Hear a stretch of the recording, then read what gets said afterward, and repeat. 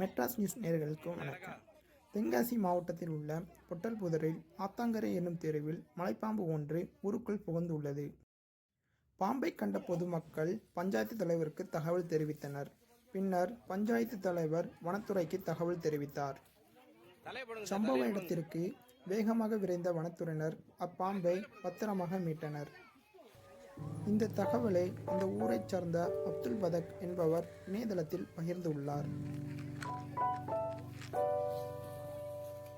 Sir விட்டுறாதீங்க.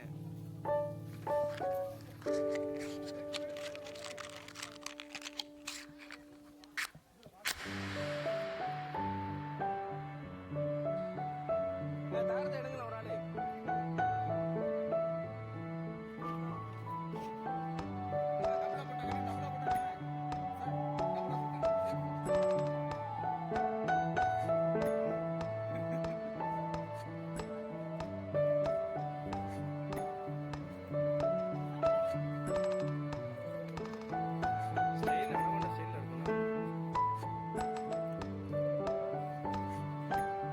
வேகமாக விரைந்து செயல்பட்ட வனத்துறையினருக்கு அவ்வூர் மக்கள் பாராட்டுகளையும் நன்றிகளையும் தெரிவித்தனர். நன்றி, வணக்கம்.